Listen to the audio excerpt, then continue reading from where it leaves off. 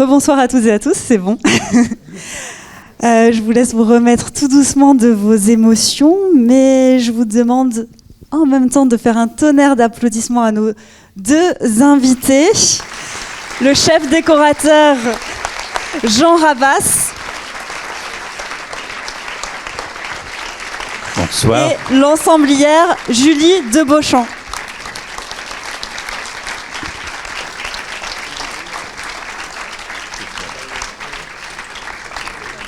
Merci à vous deux, bravo pour ce travail réalisé sur ce film.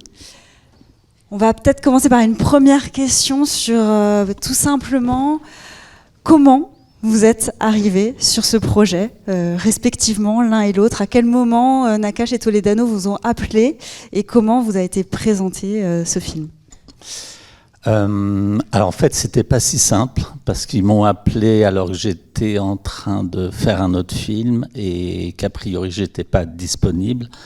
Et ils ont un peu insisté et tout d'un coup je me suis dit mais il faut vraiment que je me décide et que je dise oui. Et j'ai quitté l'autre film pour venir sur celui-là et je suis ravi. On dira pas sur quel film. Un film qui ne s'est jamais fait.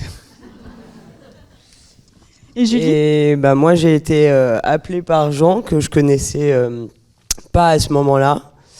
Donc j'étais un peu stressée parce que c'est pas habituel de passer des entretiens dans le cinéma, c'est plutôt du bouche à oreille. Moi j'avais jamais passé un entretien de ma vie, donc voilà, et j'ai rencontré Jean. Voilà, je me suis dit c'est une catastrophe, il va jamais m'embaucher. Et puis il m'a rappelé le lendemain et l'aventure a commencé sur ce film. Donc c'était la première fois que vous travailliez ensemble tous les deux ? Oui.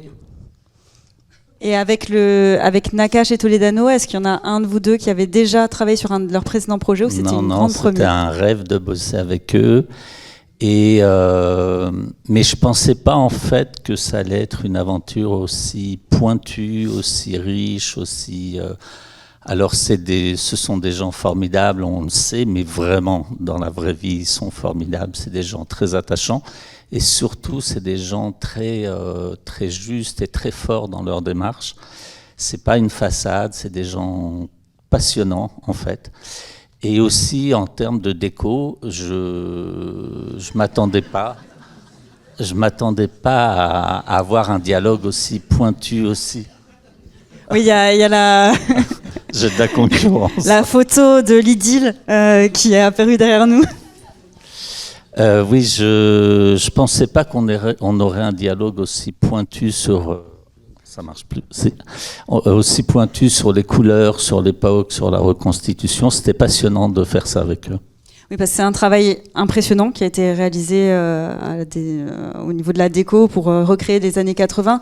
Est-ce que Nakache et Toledano vous ont donné des directives particulières ? Comment ils ont drivé un peu le projet en termes de décoration ? Alors, ils rêvaient de faire un film d'époque. C'est leur premier film d'époque. Ils étaient un peu inquiets. Ils étaient inquiets d'en faire trop.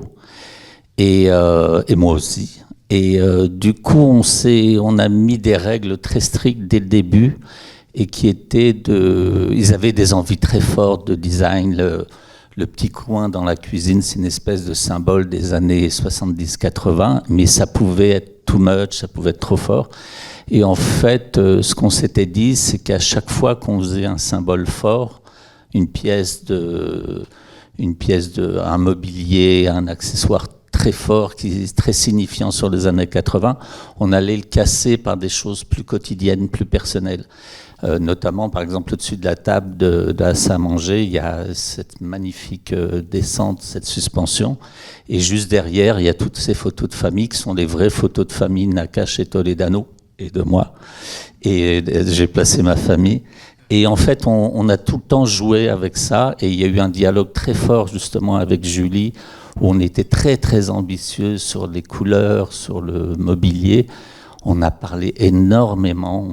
Je sais pas, moi, j'adore travailler avec les ensembliers. Pour moi, ce sont des partenaires très, très importants. Et c'était tout le temps à discuter des couleurs, des matières, du style. Enfin voilà, c'était important que chaque objet, chaque détail soit à sa place. Alors peut-être avant d'avancer dans les questions, une question à Julie. Jean nous parlait d'ensemblier et ensemblière. Est-ce que vous pouvez nous expliquer ce que c'est que votre métier d'ensemblière ? Donc initialement, le mot ensemblier il vient du fait qu'on constitue des ensembles de mobilier. Donc en fait, ça consiste à accorder des meubles les uns avec les autres. Étymologiquement, c'est ça le poste d'ensemblier. Et maintenant, plus largement, en fait, c'est répondre à la direction artistique d'un chef décorateur par des choses concrètes, donc du mobilier principalement, mais c'est aussi rentrer dans ce dialogue artistique avec lui et puis pouvoir discuter en effet des couleurs, essayer d'être le plus précis possible dans l'époque. Ce qui n'était pas simple, parce que moi je suis né en 87, donc forcément 85 c'était un petit peu flou pour moi. J'avais ce que j'avais vu chez mes parents, mais bon voilà, c'était pas tout à fait mon époque. Et après l'ensemblier c'est aussi quelqu'un qui travaille pas tout seul, qui travaille avec une équipe conséquente et la plupart du temps, ou en tout cas sur ce projet très pointu. Qui va s'occuper des accessoires, des textiles, il y a des tapissiers, il y a des accessoiristes aux meubles qui vont transformer les meubles, il y a des rippers qui vont chercher le mobilier, qui courent les foires marchandes avec nous pour trouver ce qu'il faut. Voilà.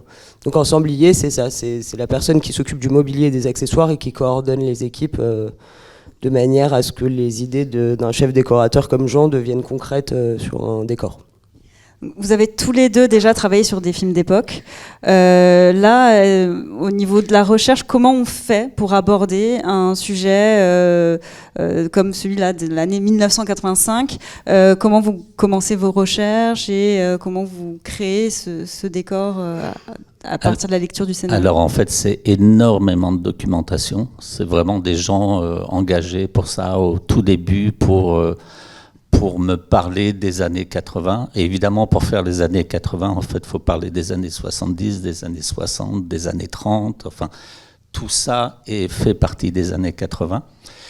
Et un tout petit détail, toutes les façades de boutiques qu'on a recréées, en fait, on les a adaptées. Et pour faire ça, la documentaliste, qui est une architecte, m'a refait un peu une espèce de cours de l'architecture des années 80. Qu'est-ce que c'est ? Donc c'est les débuts de Chemetov, c'est les débuts de Jean Nouvel, c'est les débuts de ces grands architectes, et d'expliquer comment on fait une façade quand on est designer, architecte dans les années 80, quelles sont un peu les clés pour le faire. Donc on passe par ça pour se mettre dans la peau d'un designer, d'un architecte des années 80. Et voilà, c'est beaucoup de recherches sur l'art contemporain, sur l'art de l'époque, sur les couleurs, c'est beaucoup de documentation. Il y a de l'invention, mais pas tant que ça en fait. Et puis il y a quelque chose qui est assez important, comme dit Jean, c'est que c'est pas seulement connaître l'époque dans l'architecture et tout ça, mais c'est aussi étudier quasiment la vie quotidienne des gens à ce moment-là, en fait. Enfin, on se plonge dans des articles de journaux, on essaye d'être le plus précis possible en prenant la trace de ce qu'étaient les populations à cette époque. On regarde des émissions télé pour voir comment ils se tenaient, comment ils parlaient, comment ils s'habillaient, sur quoi ils s'asseyaient. C'est très global. Et après, il y a quelques pièces emblématiques qui vont être entre deux époques et qui vont nous aider à nous inscrire dans ces années 85 qui sont très en prise des années 70.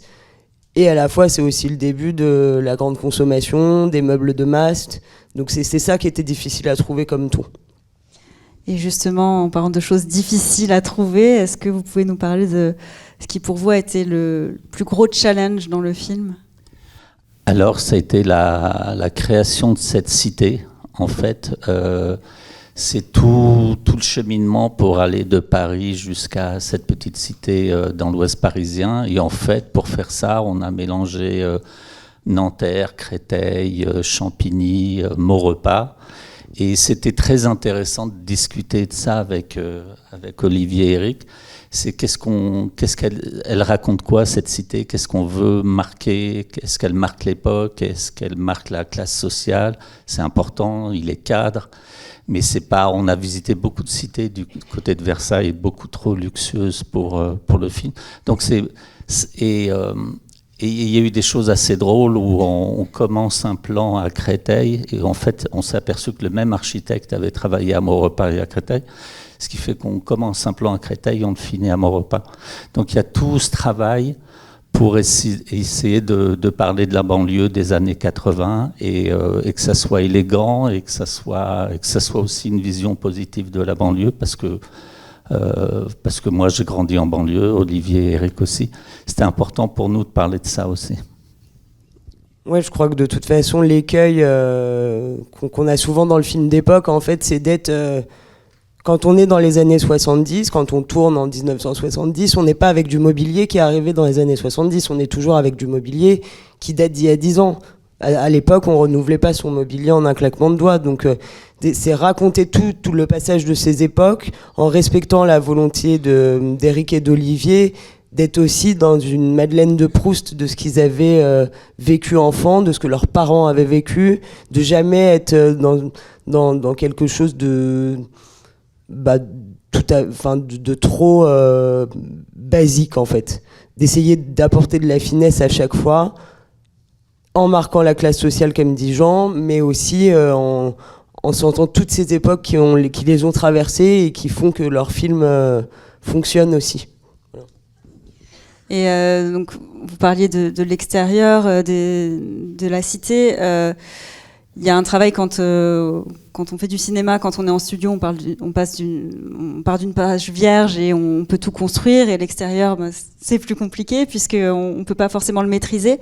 Est-ce que vous avez eu affaire à des VFX à certains moments pour gommer ou rajouter des choses ? Alors il y a une chose qu'on voit très... Les VFX, c'est les effets spéciaux visuels, pardon. Oui.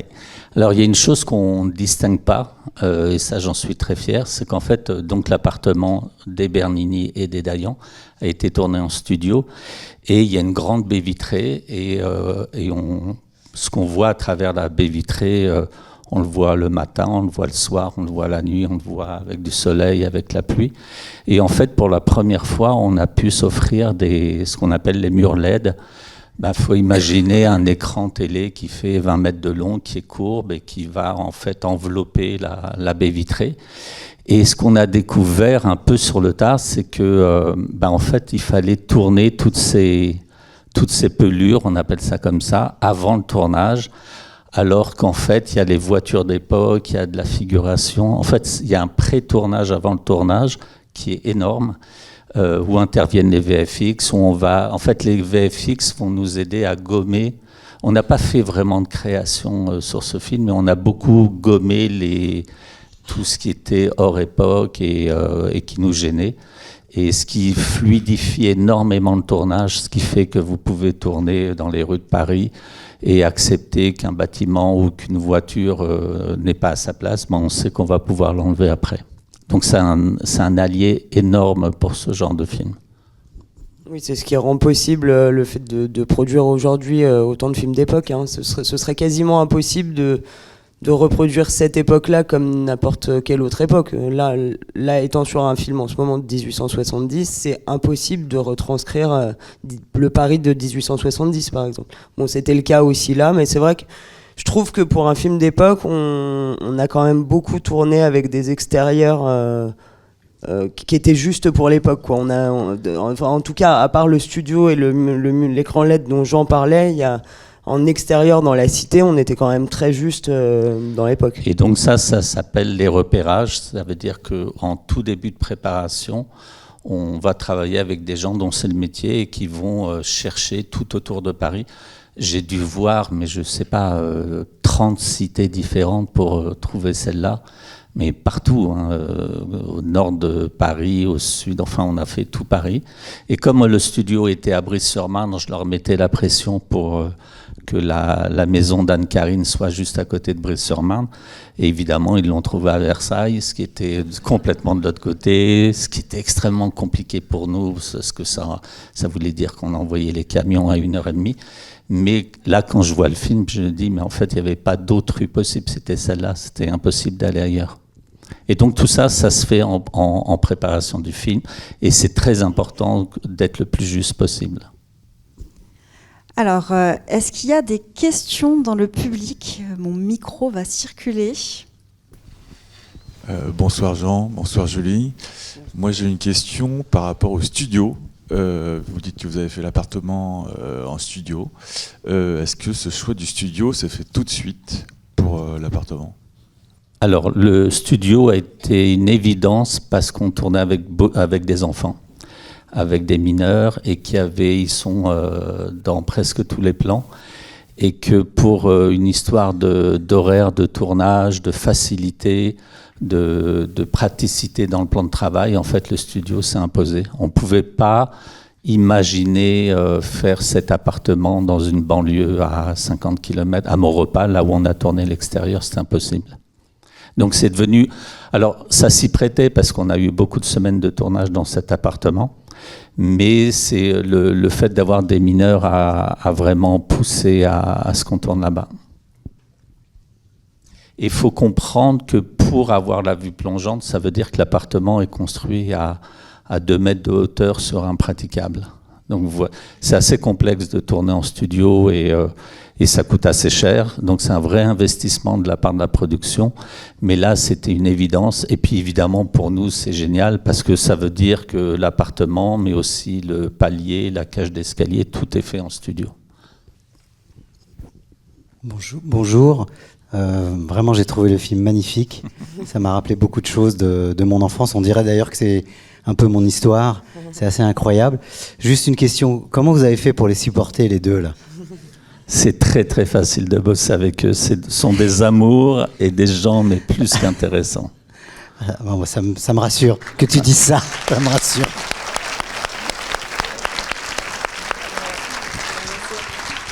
Donc on vous parlait d'une surprise tout à l'heure. Je vous demande d'accueillir Olivier Nakache.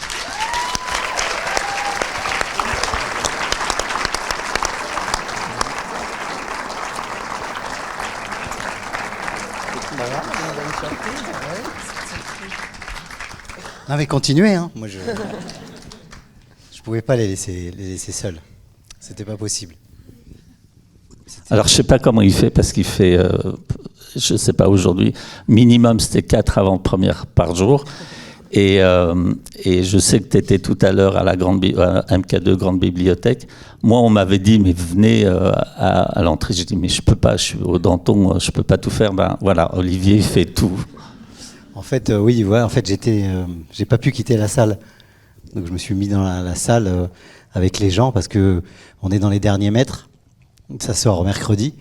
Donc c'est comme un arrachement, quoi. Et ce film, on l'aime tellement qu'on a fait une série d'avant-premières partout en France. Et là, on n'arrive pas à le lâcher. Donc là, je me suis dit... ouais. C'est gentil. Merci. Mais c'est vrai que c'est un film, voilà, très intime. Et je peux vous dire, alors vraiment, ils le savent, hein, mais c'est le film où le travail avec l'équipe décoration a été le plus incroyable parce qu'on les a abreuvés de nos souvenirs et ensuite ils les ont pris et ils ont donné ce film-là qui est d'une justesse infinie avec toujours le souci que tout doit venir en appui pour laisser les personnages se développer. Pardon. Et en fait, on se rend compte parce que voilà, on voit le film tous les soirs depuis 2 mois. Encore maintenant, on chope, comme on le voit évidemment en grand, on chope encore des choses, on est encore émerveillé parce que chacun d'entre vous peut choper quelque chose de son intimité propre. Et ça, c'est une vraie réussite. Et surtout, ce qu'on s'est rendu compte, grâce à leur travail, c'est que ça nous a laissé une liberté folle et on a créé des scènes qui n'existaient pas dans le scénario parce qu'on s'y sentait bien dans cet appartement-là, par exemple, ou dans les décors, ou dans les rues, ou dans le vidéoclub. Ce qui fait que la scène de danse de Camille, par exemple, n'était pas écrite. Et elle est venue parce que voilà, il y avait une atmosphère, il y avait une ambiance dans cet appartement. Tout respirait une telle vérité que ça a rejailli sur les personnages et sur les acteurs, évidemment, sur nous. Et c'est vrai que c'est assez rare. C'est assez rare. Donc comme c'est le premier film de Jean Rabas qu'il fait, j'espère qu'il aura une longue carrière. Mais voilà, on lui est... enfin, on vous l'a déjà dit beaucoup, mais là j'en profite comme on est en famille. On est très très très très très reconnaissant à toute l'équipe, parce que c'est monstrueux le travail qui... Pardon. Oui, j'ai pris un petit peu froid, comme on dit, sur les routes. J'ai pris un peu froid à Quimper. Et en fait, c'est un travail colossal pour livrer à temps les décors. Et Jean a parlé des contraintes géographiques. Ça n'a pas été simple pour leur équipe. Mais voilà, ça a donné, moi, ce que je trouve une magie et une grâce au film.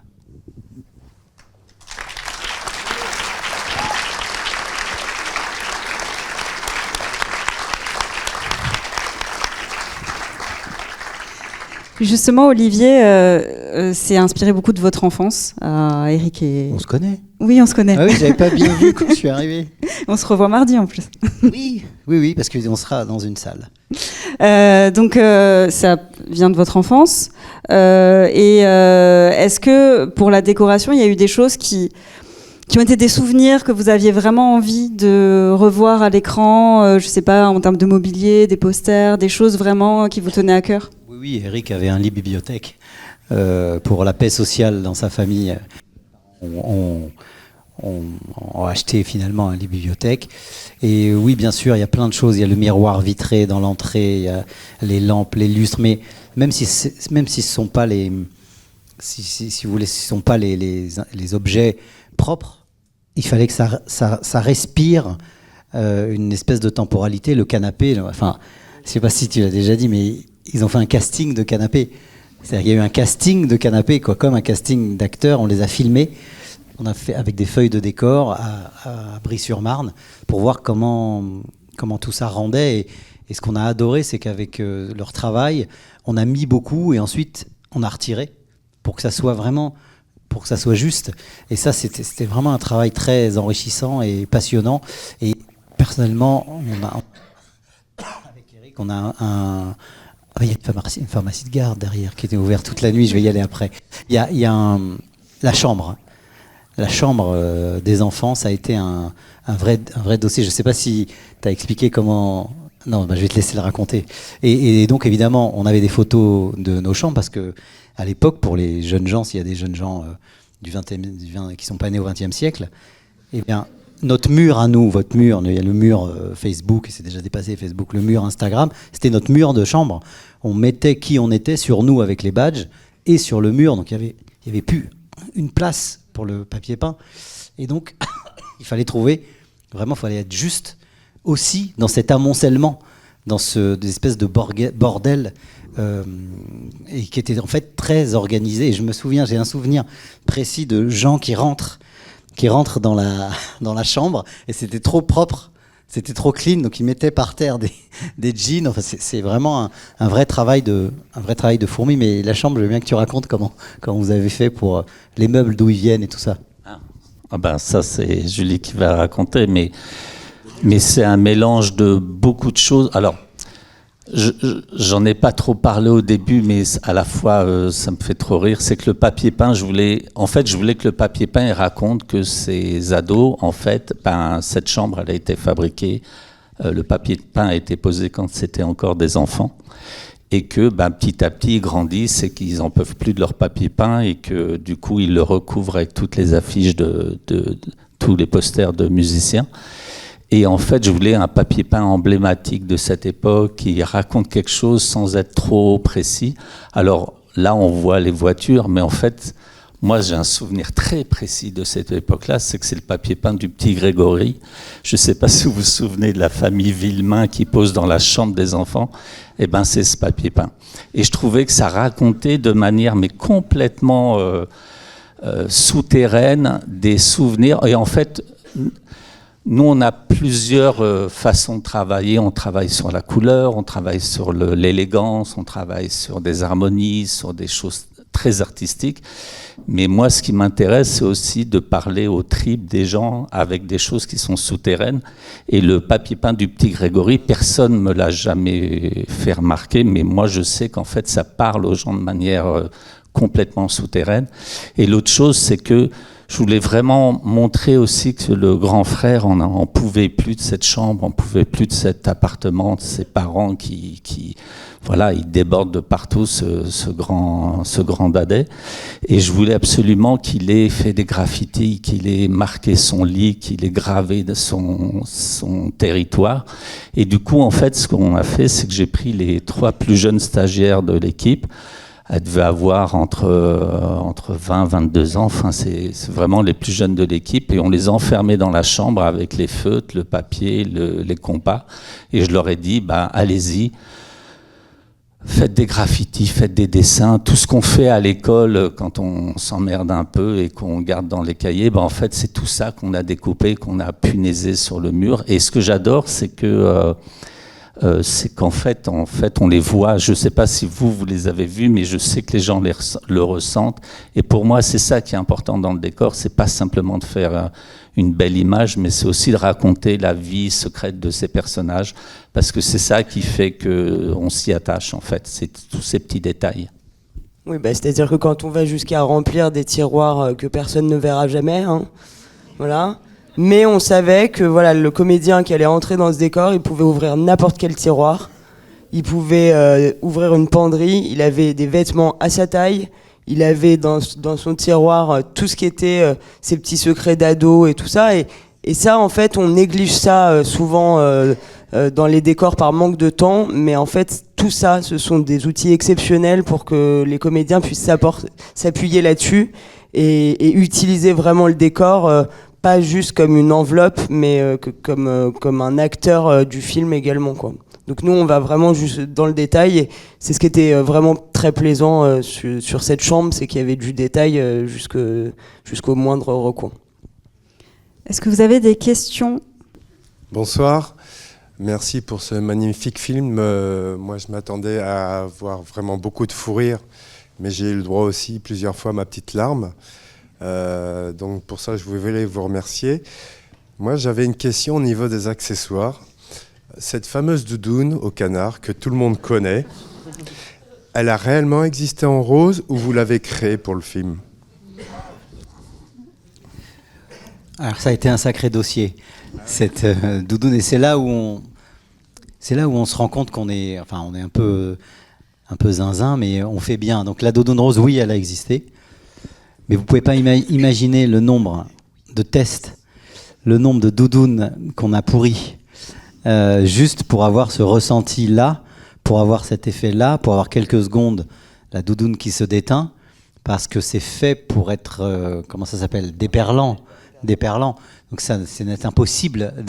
Ce qu'on voulait était impossible, donc on a fait une nuit entière de tests avec des rampes à pluie, avec des doublures, avec la lumière, l'éclairage, pour voir comment ça rendait, si c'était pas trop sale, si c'était pas trop dégueu.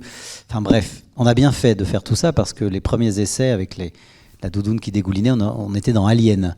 C'était quelque chose de vraiment, c'est vraiment Alien. Mais Chevignon ils ont été sympas avec nous et on en a pourri 11 doudounes. Non seulement vous les avez pourris, mais vous les avez fait fabriquer. C'est-à-dire que ce sont des prototypes à chaque fois, avec les tissus différents. Et la créatrice de costumes, en fait, au début, je crois que c'était un cauchemar pour elle. Un vrai cauchemar. On a des photos de nous dans la cour de notre bureau, avec différentes toiles roses, pour trouver celle... Parce que l'idée de tout ça, évidemment c'est marrant, mais on avait aussi envie qu'au moment où, selon une tradition, il va devenir un homme, on lui dit t'es un homme, il est quand même un enfant et il redevient, on retrouve sa peau de bébé rose, quoi. Donc il y avait cette allégorie-là qui nous plaisait beaucoup. Et donc, c'est vrai qu'elle s'est arraché les cheveux parce qu'en même temps, il fallait donc les faire fabriquer, les tester, les filmer. Enfin, ça a été un. Puis quand je vois le film, je me dis, on fait bien de faire ça. On fait bien de faire des essais. On a filmé le décor. On a fait un casting de canapé et de fauteuil. On fait bien de le faire parce qu'à un moment donné, ça paye.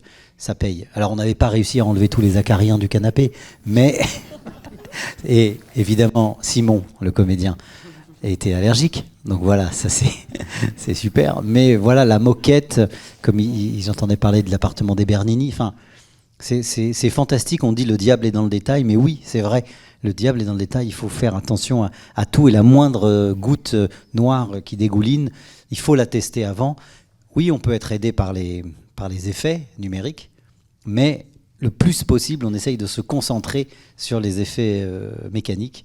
Et oui, donc la doudoune, elle a existé. Et je crois même, d'ailleurs, j'ai vu une dame de Chevignon à, je ne sais plus quelle ville là-bas, et ils vont relancer les doudounes roses en fonction du nombre d'entrées. Voilà, on leur a dit mollo, attendez un peu. Et sachez que moi j'ai le ticket de la doudoune que mon père a acheté en cachette de ma mère, parce que c'était trop cher, mais mon père me l'a quand même acheté. J'ai gardé le ticket, je l'ai. Ouais, non, c'est aussi mes cassettes audio dans le film que j'ai gardé comme un trésor. Plus le lecteur, mais j'ai les cassettes. Un grand merci pour ce film et pour toutes les émotions que ça nous a procurées. Moi aussi, j'ai versé ma petite larme. Moi, j'ai une question. Est-ce que c'est délibéré que la famille d'Ayan n'ait pas d'accent ? D'accent ? Accent pied noir. Bah alors non. Alors, il se trouve que nos parents n'ont pas d'accent pied noir. Mais non, c'est pas délibéré. C'est vrai que si on pense à Roger Hanin et Marthe Villalonga dans le coup de Sirocco ou la famille Hernandez, c'était ça, je crois, avec Robert Castel, ils avaient un accent prononcé. Mais non, on s'est même pas posé la question. La maman de Camille est pied noir aussi, et donc elle s'est aussi inspirée de sa maman. Mais c'est vrai que nos 4 parents n'ont pas l'accent pied noir. Vous auriez préféré qu'ils disent « Je voudrais dire vraiment... Ich liebe dich, François ». En tout cas, c'est pas délibéré.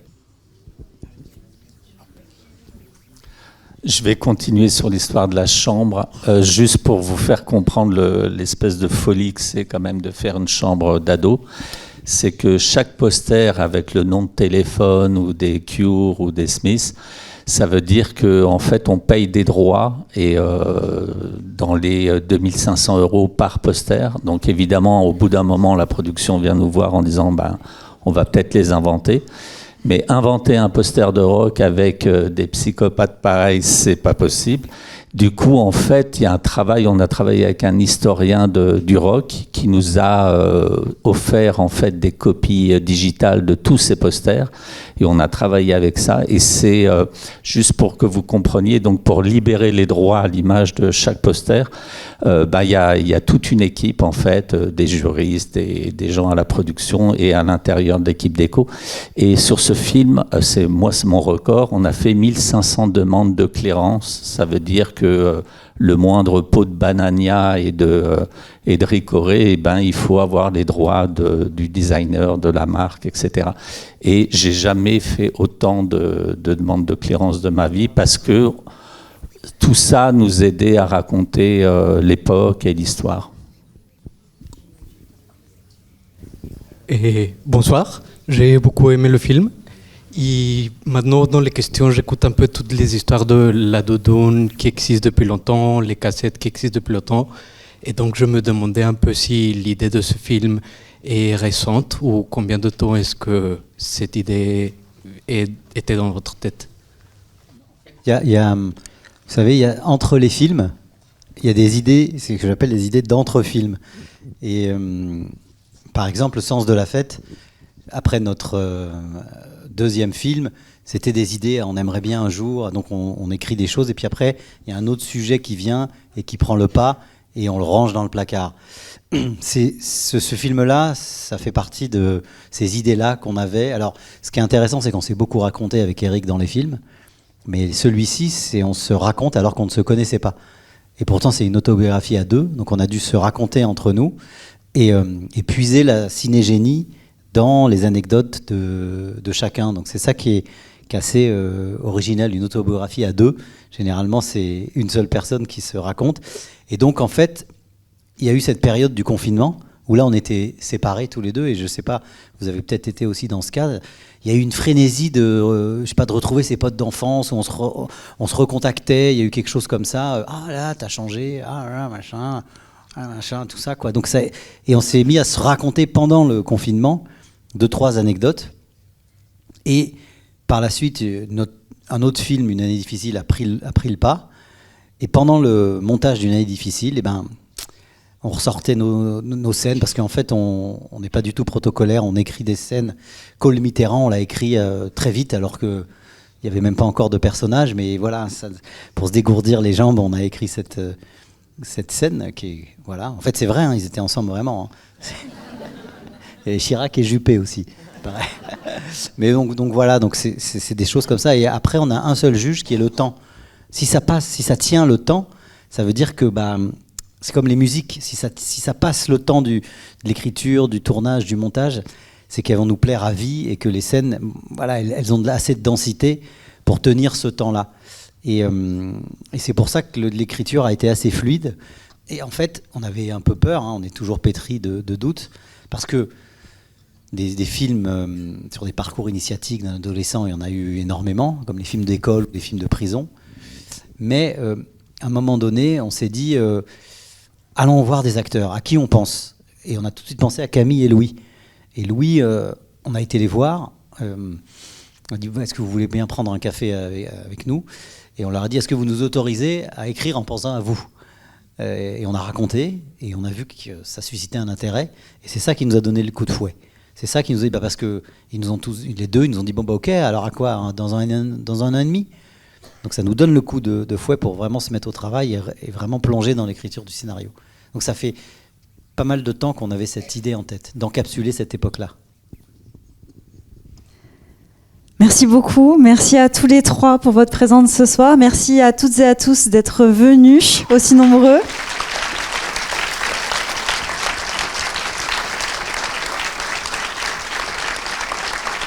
Très bonne soirée et au prochain film.